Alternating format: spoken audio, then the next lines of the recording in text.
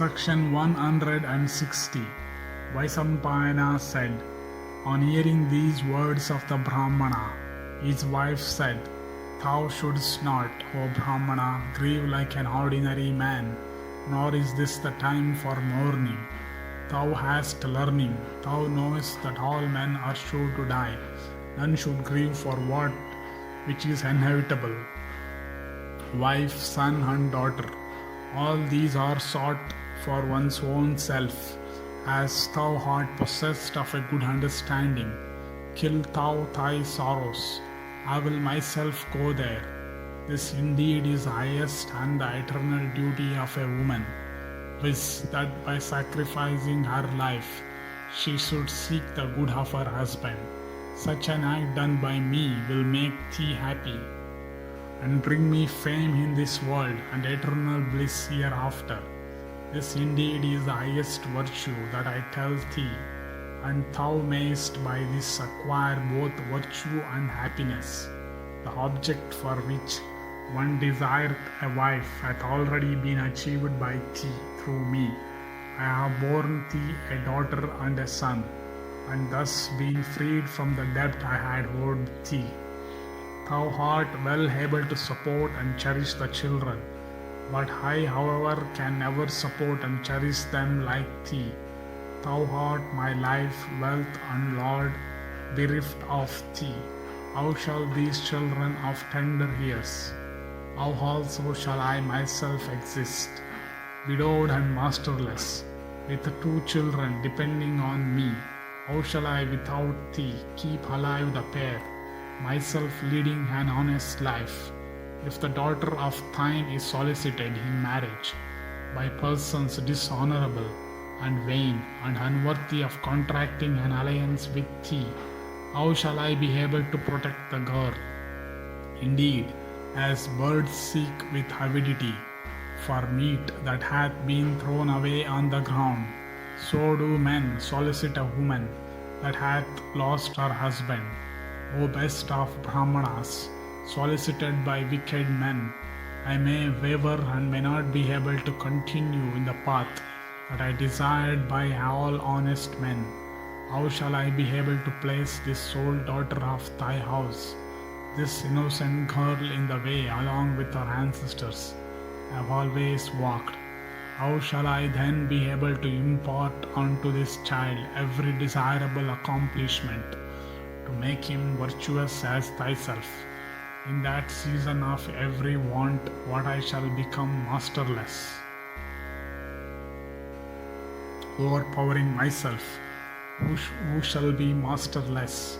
Unworthy persons will demand the hand of this daughter of thine, like Sudras desiring to hear the Vedas. And if I bestow not upon them this girl possessing thy blood and qualities, they may even take her away by force, like crows carrying away the sacrificial butter. And beholding thy son become so unlike to thee, and thy daughter placed under the control of some unworthy persons, I shall be despised in the world by even persons that are dishonorable, and scarcely knowing myself, I will certainly die.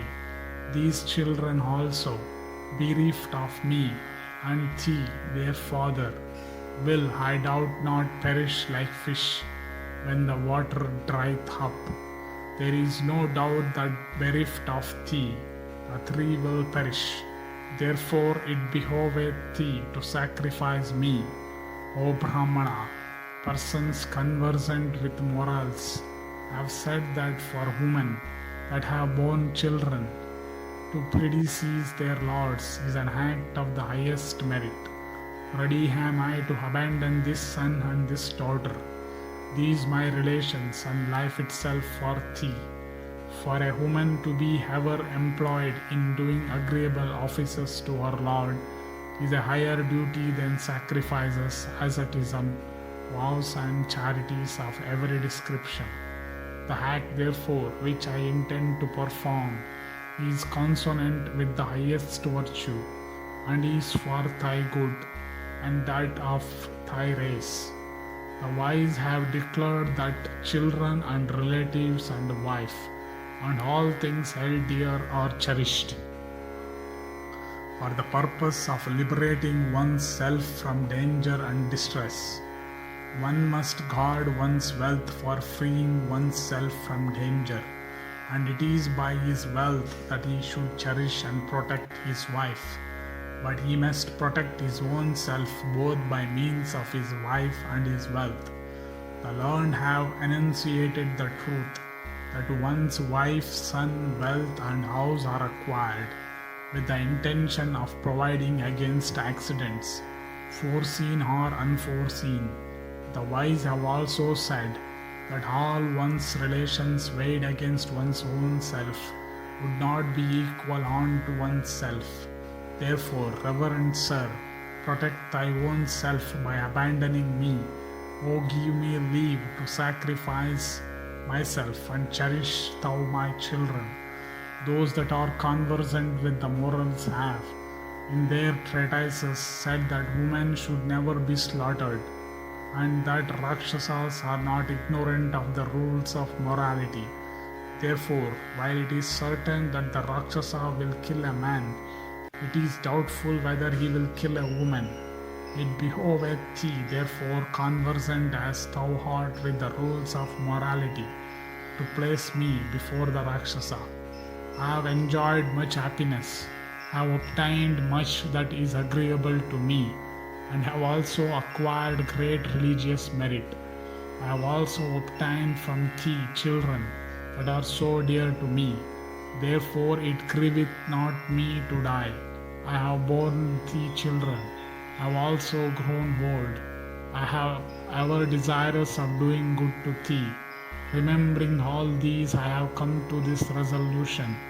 O reverend sir, abandoning me, thou mayest obtain another wife. By her thou mayest again acquire religious merit. There is no sin in this. For a man, polygamy is an act of merit, but for a woman it is very sinful to betake herself to a second husband after the first. Considering all this, and remembering too that sacrifice of thy own self is censurable, O liberate today without loss of time thy own self, thy race, and these thy children by abandoning me. Vaisampayana continued, thus addressed by her, O Bharata, the Brahmana embraced her, and they both began to weep in silence, afflicted with grief. Thus ends the 160th section in the Vaka Badha Parva of the Adi Parva.